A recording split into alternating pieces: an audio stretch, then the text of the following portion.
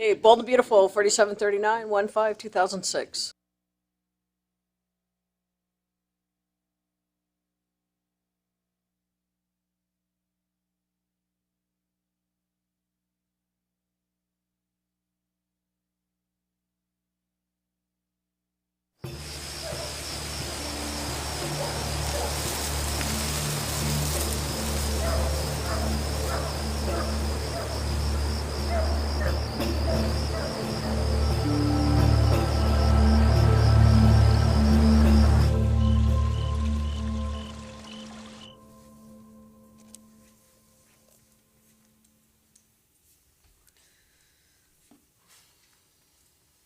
I can't believe the dream is dead. I pray to God it isn't. I need you, Brooke. I will never let you down again. Please tell me that there's some hope here. I can't, Ridge.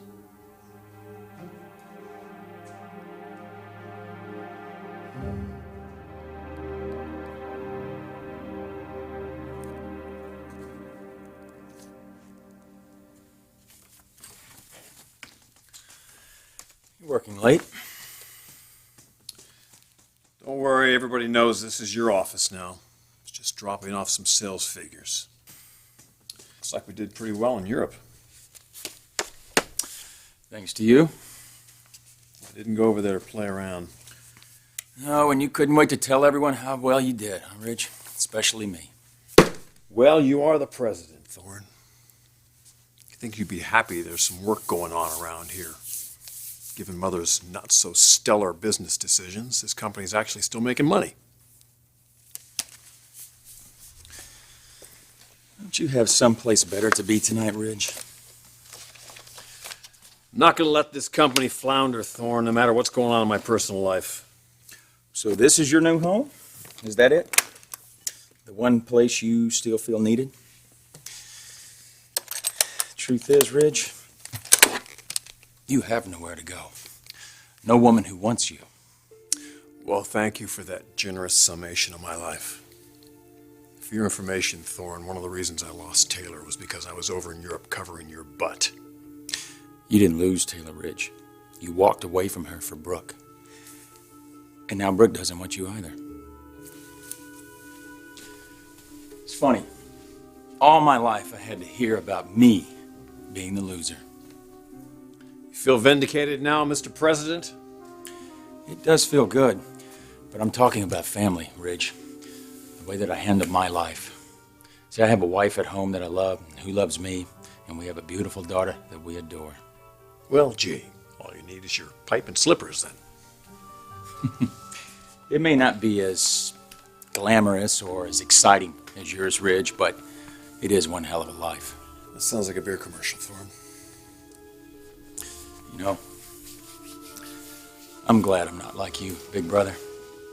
Nothing's ever good enough, always looking for something else. Faster cars, faster women. What's the next shiny object that's going to catch your eye? Or who's the next woman that you're going to hurt? I feel sorry for you, big brother. You should take a look at your life. What do you really have to show for it? What good have you really done anyone?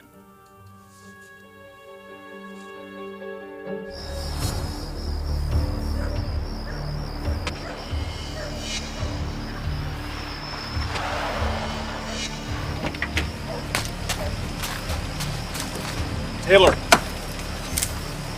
Taylor! Taylor! Taylor!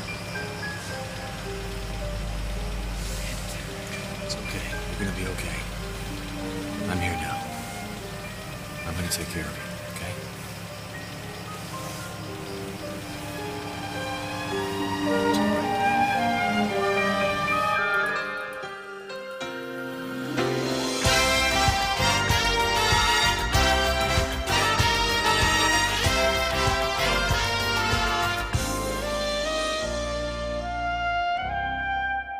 Thorne, you were right about one thing. I had a lot of great years with Taylor. We raised an incredible family. And then I lost her. I grieved, Thorne. But I had children to think about, so I had to move on. Thank God I had Brooke in my life to help me get through. And then something happened. Something no one could have anticipated. Taylor came back. And you immediately put her in competition with Brooke, Ridge. Who's going to win Ridge Forster, the grand prize? I did the best I could given an impossible situation. Having two women grovel at your feet? You have no idea what happened between Taylor and me. You have no idea what it was like being on the receiving end of decades of mother's manipulations. I'm supposed to feel sorry for you because you were Mom's favorite? Because you had all of the advantages? Blaming Mother for the mess that you're... Please, Ridge, you made your choices. You hurt Brooke when you left her for Taylor, and now you're hurting Taylor by leaving her for Brooke. Do you have any idea what real commitment is, Ridge? You're really taking pleasure in this, aren't you? I'm making you look at what you've done, Ridge. I don't have to look at it, Thorne. I'm living it. You think I'm happy about what happened? You're standing here in my office, having had your happy holidays, enjoying rubbing my troubles in my face. What? This is what gives you your peace of mind, Thorne. So you just go ahead, keep playing Mr. President, okay? Looking down your nose at me, but I'm not gonna forget this. I'm not gonna forget anything you've said today. I hope you don't.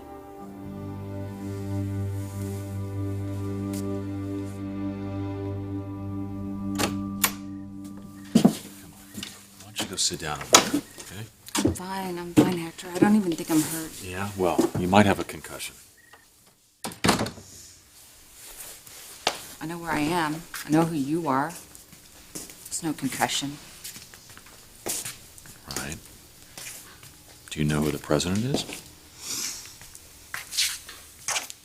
Roosevelt. Teddy or Franklin? Eleanor.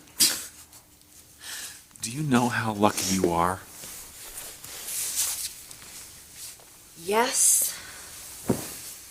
Oh, my car, on the other hand. Don't worry about your car, okay? I called the tow truck company. They're going to have it at the garage first thing in the morning. Thank you. The only reason why we didn't go to the hospital is because they could have asked you questions, you know? Tested you for drinking. Oh, I had one glass of wine and, champagne. Yeah, that's more than enough. Do you know how many times I've been called to the scene of an accident where the driver wasn't so lucky? I could have lost you. It wasn't because of the alcohol. It was a phone call from Ridge. Ridge. I'm just trying to forget about him. I was just moving on with my life, and then I get this call from him in my car. He's pretending to be concerned about me or something when everybody knows he's moved on with his life with Brooke.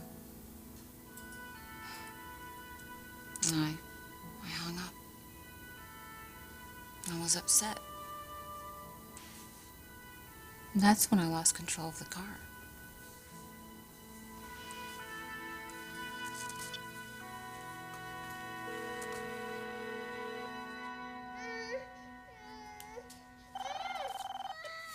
Dr. Barnett? No, Logan, it's me. Is everything all right? Everything's fine, Ridge. Dr. Barnett's our pediatrician. What's wrong? RJ has an earache, but he'll be fine once he gets his medicine. But the problem is the doctor called the prescription into the pharmacy that doesn't deliver, and Catherine's off for the night, so... The pharmacy we use in Beverly Hills? Oh, Ridge, you don't have to. Oh, I'm going to, Logan. I'm going to pick up the prescription and I'll be right over, all right?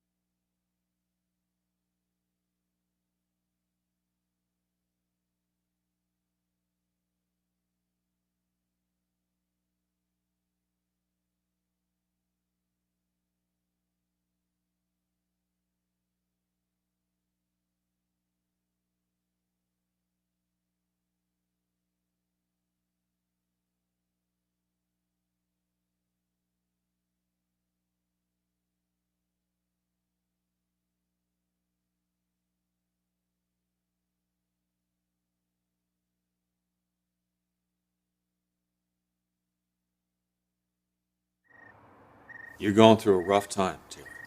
But alcohol is not the answer. No more drinking and driving, I promise. You know it's a depressant, right? It makes mood swings worse. It clouds judgment. I know, I realize all that. I'm not letting it get out of hand.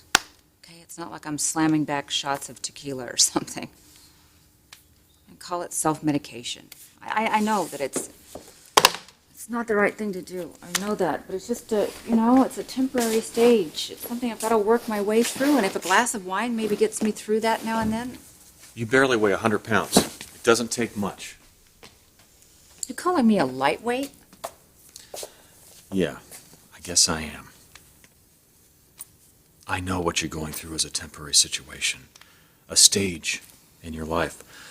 But what's going to help you more than anything else is for you to focus on something other than the end of your marriage to Ridge. Oh, you can say that again. You know, we've talked about this before. The sacrifices that you've made, the things that you did for Ridge that weren't really who you were. You wasted a lot of time with that guy, and now it's time to start thinking about you. We only knew who that was. Taylor, you have achieved so much despite Ridge. Don't waste your gifts. Well, I'm open to some suggestions. Volunteer at a shelter. How about that? You have no idea how many people could benefit from what you have to offer. Come on. I've given it a lot of thought. Listen. If you're interested, there's a couple places I have in mind. Well, I guess wallowing in self-pity is not helping anybody, is it? Well, a little bit of wallowing is okay, but, then... Then you have to get back on the horse. Right. Hey, if nothing else, working at the shelter is going to keep you so busy, you're not going to have time to think about Ridge. Actually, that sounds like a pretty good idea. I'm glad I could help.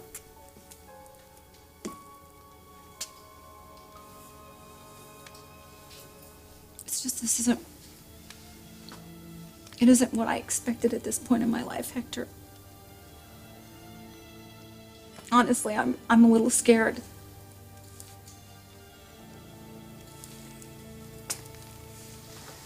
I'm glad you're here. Thank God he's finally sleeping. You're so great with RJ. Will you hold him? Sing to him while he drifts off? Oh, he's such a sweet little boy. He tries to be so brave when you know he's hurting. Can't imagine where he gets that from. Well, he has a pretty tough dad. Sleep is the most important thing for him right now. You must be exhausted. Well, there's nothing worse than watching your child in pain, and there's nothing you can do about it. You could have called me. I didn't want to send you the wrong signal. About us? I didn't want to confuse you. Let you think that I opened the door to you again. Brooke, I know the difference between a mother who needs a little help and a woman letting me back into her life. I'm glad that you were here for us. And I'm glad that you called when you did. Me too.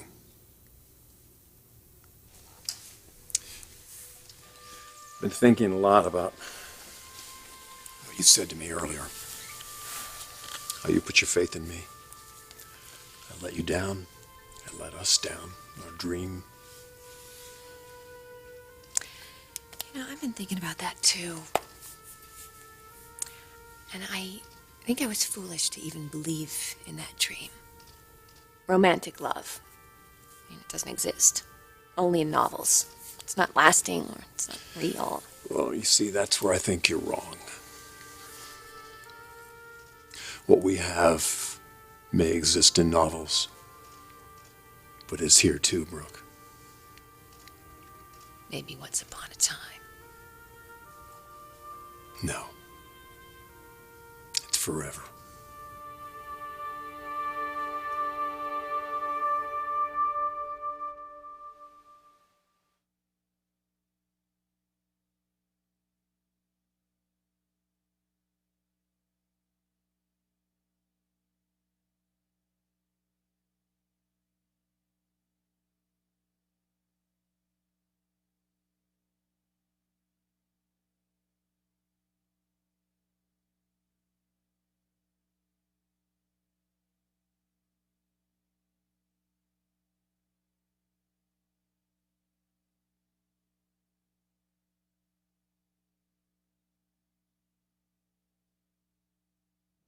I don't have to go.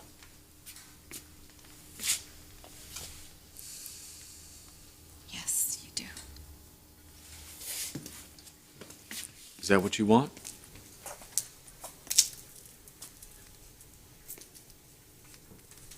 With you, Hector, I can't trust what I'm thinking. What I'm feeling. I mean, you're just this amazing man. You just keep showing up when I need someone the most. You know that I just want to help you, don't you? I want to take you and guide you and nurse you back to health. So, if you need me to stay,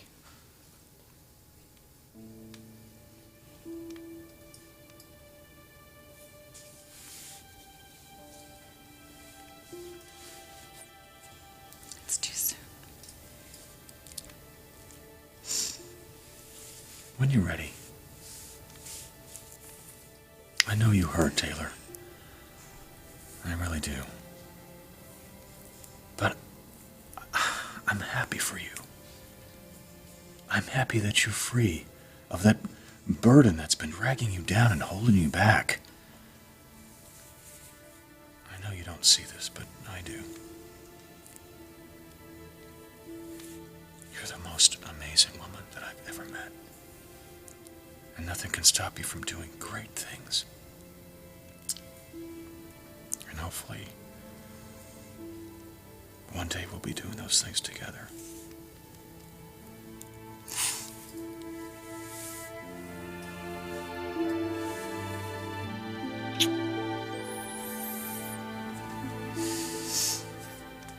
You let go of our life together, Ridge.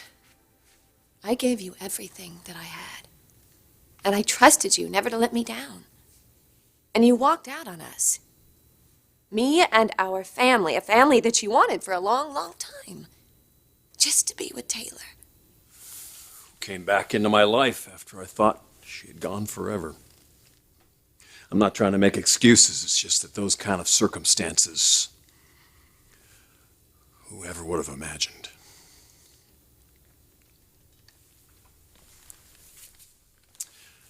When I left here earlier, I went back to the office. Thorne was there. He railed me over for the way I've been acting, the way I've treated you. I haven't treated you the way I should have, Brooke. I think I took you for granted far too often.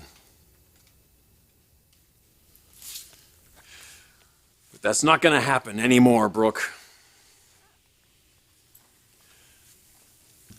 I will protect you. I'll protect you from anything, anyone that dare try to harm us, including the dragon I call Mother. Ridge. Have you ever seen me like this? This isn't an act. I'm the guy who's scared to death of blowing the best thing that's ever happened to him. You've lost faith in what we had. You've stopped believing that our relationship was special. Yes. But it is special.